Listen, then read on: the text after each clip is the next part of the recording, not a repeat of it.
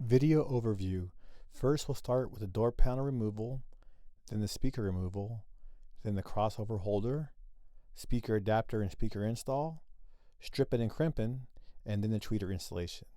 During the filming of this video, my files got corrupted, so if you notice some weird abnormalities with the screws magically jumping back into the panel, or things taken apart that are back on again, that's just I had some issues with my camera work. So sorry about that. This little circle trim piece here, you can use a flat blade screwdriver or a small pick tool and remove it. And then there's a Phillips head behind it. Go ahead and remove that.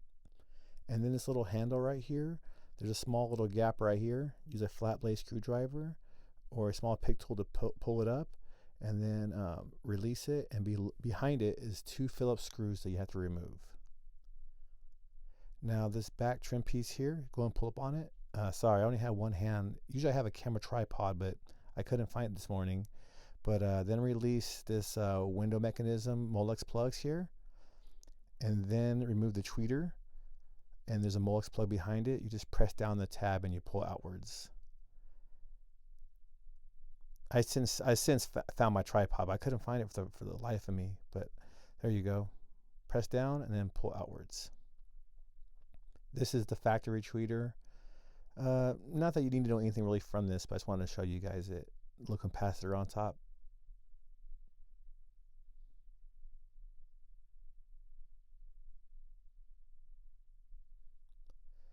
Alright, so in the corner of the door here, you just got to pull from behind to release some clips. And you just work your way from the bottom all the way to the other side.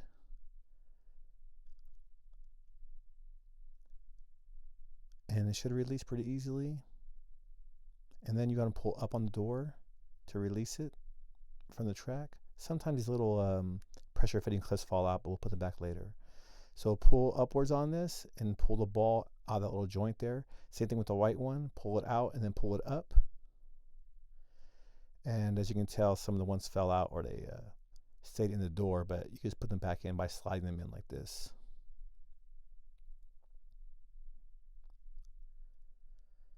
If they are stuck in the door, there's a couple tools you can use to get them out to make it easier.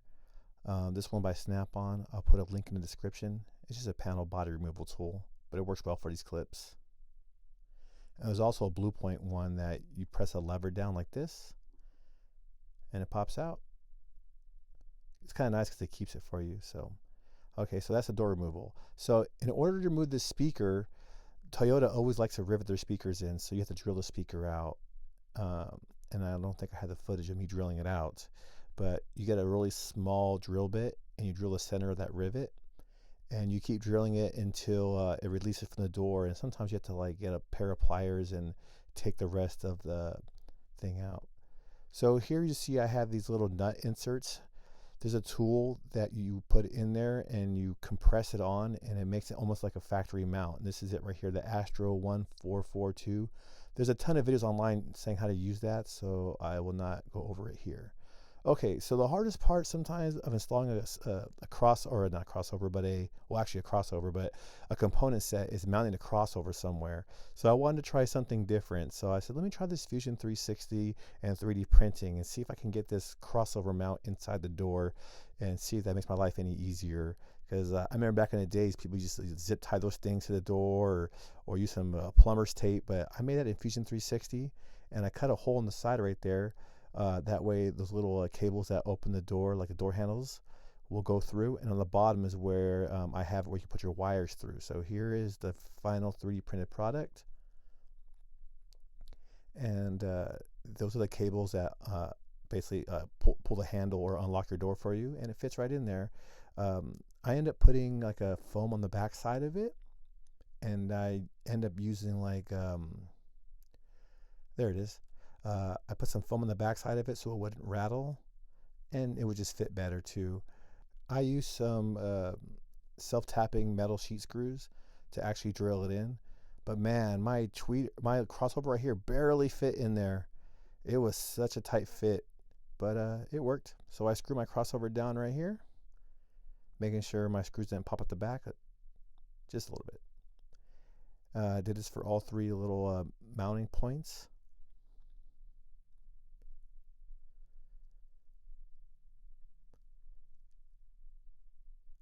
This 3D printing stuff is pretty fun, although so complicated to figure out how to use it the first time. It's a lot of work. 3D modeling is not easy. So here's me putting the crossover in with the crossover holder. And this is my self-tapping metal screws.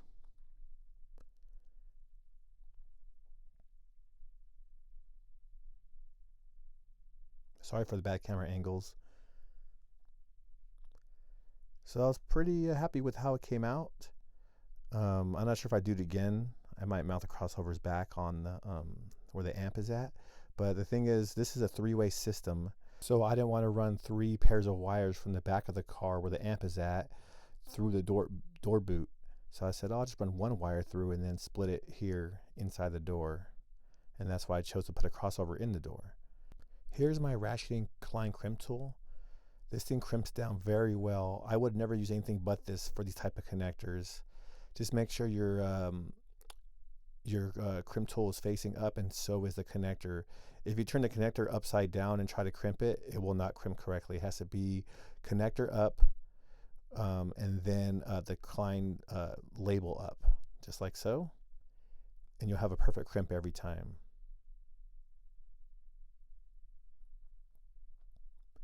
All right, so I'm just here running the wire from my crossover to the mid in the door, and then also the tweeter in the door.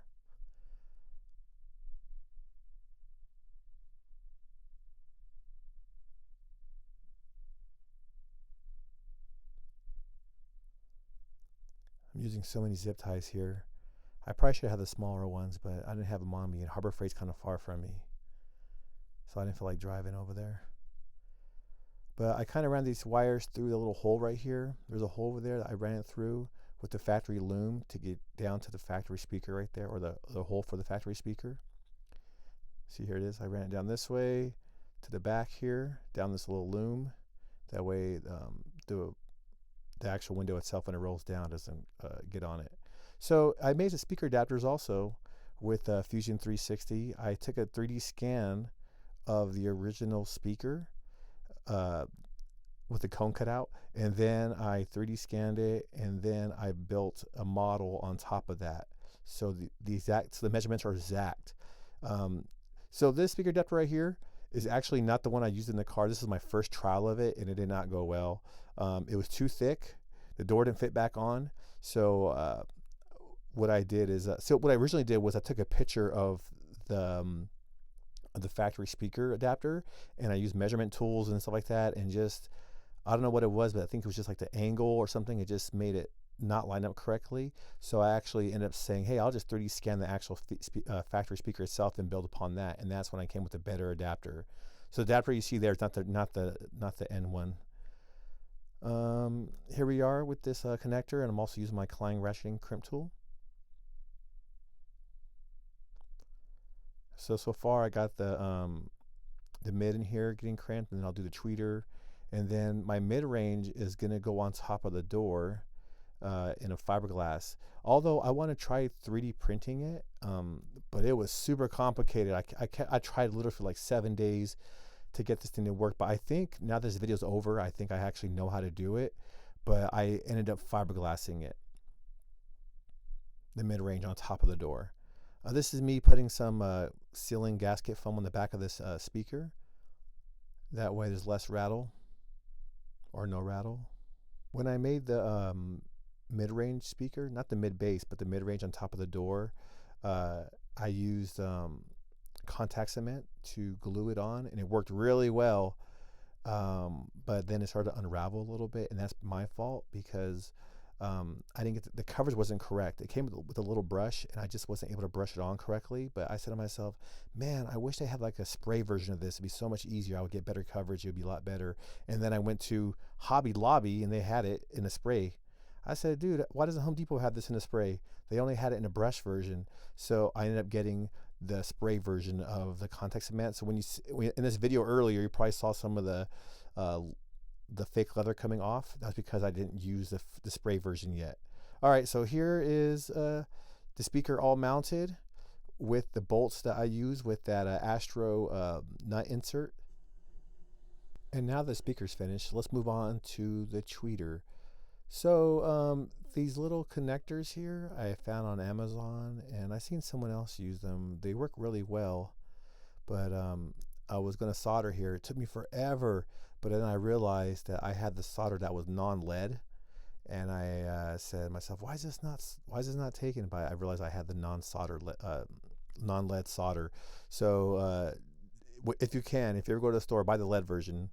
Uh, I would have had a much easier time with this because I noticed the first one I tried ever, because my first time using this connector, I melted the actual pole and it sank into the plastic. I said, dang, I had to heat this thing up so hot to get the solder to melt. But then I realized later that I had Harbor Freight solder that's not lead based. So then I went to Home Depot and bought some Weller solder that was lead based, and it melted like butter.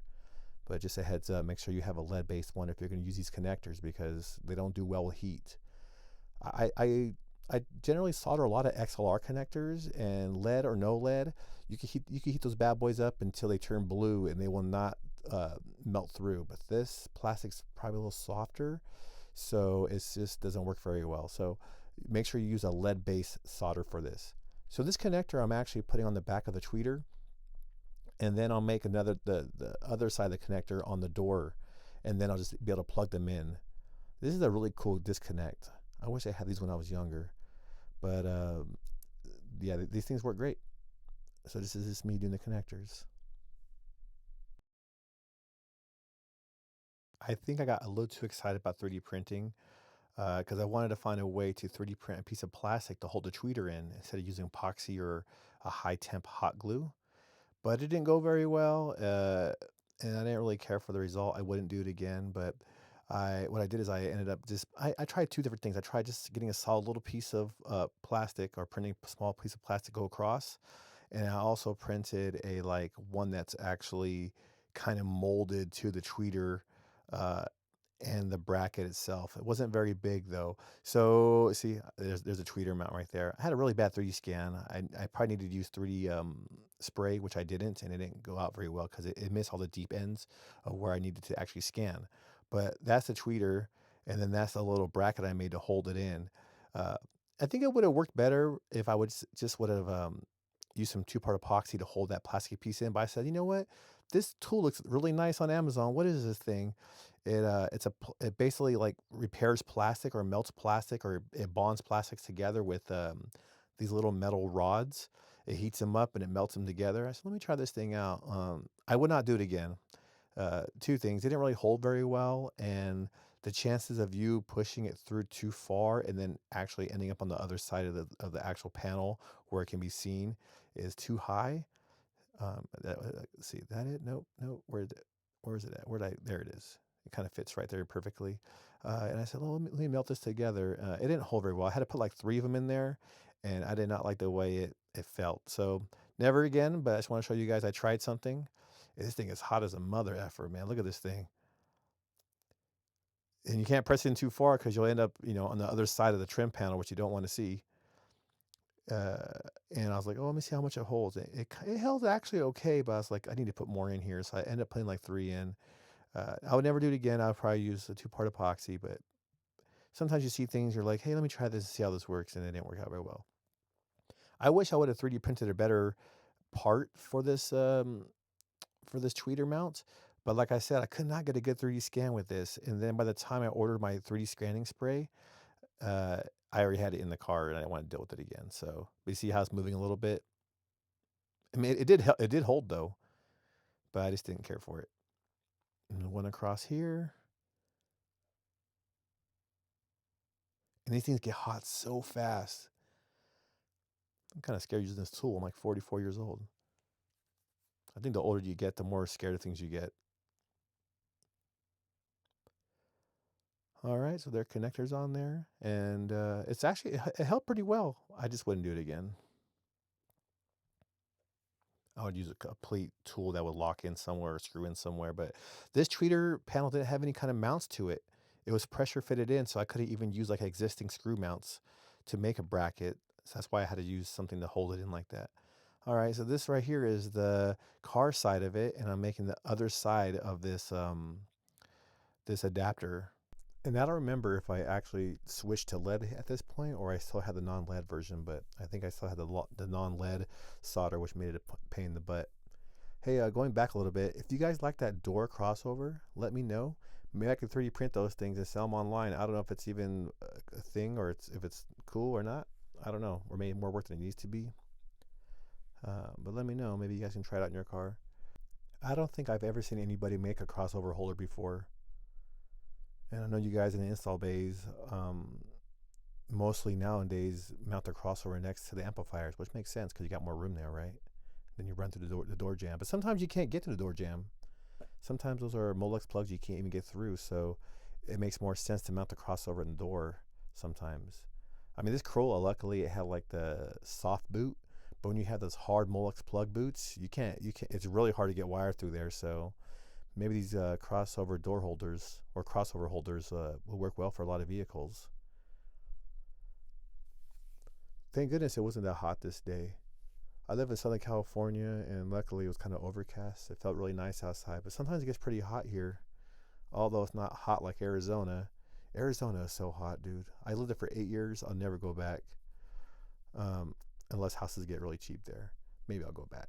But in Arizona, it never cools down, even at nighttime.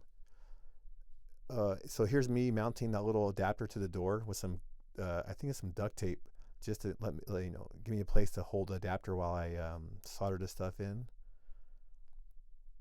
Took me forever, but it did work. Just I had to be very careful with heating up the connector because last time I said I heated up too much and it fell straight through, melted the plastic. So lead base only for these guys, okay? I have a love-hate for this Milwaukee heat gun.